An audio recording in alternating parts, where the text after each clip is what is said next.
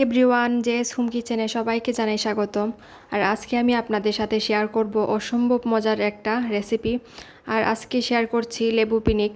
আর এই লেবু পিনিকটা কিন্তু খেতে এত বেশি ভালো লাগে যে একবার খেলে বারবার খেতে ইচ্ছে করবে।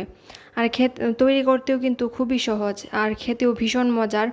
আর এই পিনিকটা তৈরি করার জন্য আমি একটা লেবু নিয়েছি, আর তারপর ভালো করে ধুয়ে পরিষ্কার করে পাতলা করে কেটে নিয়েছি।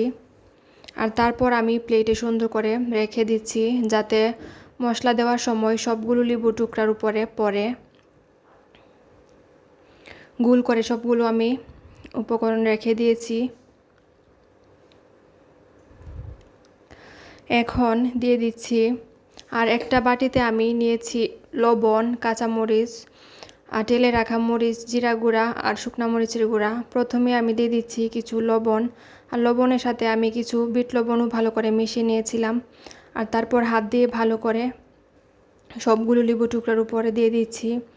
এখন দিচ্ছি 3টা টেলে রাখা মরিচ, আমি খুব ভালো করে ভেঙে নিয়েছি। এখন আস্তে আস্তে সবগুলোর উপর দিয়ে দিচ্ছি যাতে সুন্দর করে সবগুলোর সাথে মিশে যায়। তারপর দিচ্ছি শুকনা মরিচের গুঁড়া, আর শুকনা মরিচের গুঁড়াগুলোকে আমি একইভাবে দিয়ে দিচ্ছি। এখন দিচ্ছি ভাজা জিরা গুঁড়া, তারপর দিচ্ছি কাঁচামরিচ কেটে রাখা। আর এই পিনিকটা কিন্তু এতটা টেস্টি হয় যে একবার খেলে মানে তার প্রেমে পড়ে যাবেন। তারপর সবশেষে দিয়ে দিচ্ছি সরিষার তেল, আর সরিষার তেলের কারণে আরও বেশি ভালো লাগে খেতে। আর আশা করি ভিডিওটা সবার খুবই ভালো লাগবে। আর যদি ভালো লাগে তাহলে অবশ্যই আমার ইউটিউব চ্যানেলে সাবস্ক্রাইব করবেন এবং কমেন্টসের মাধ্যমে কিন্তু জানিয়ে দিবেন। আর লাইক অবশ্যই, কমেন্টস এবং শেয়ার করবেন।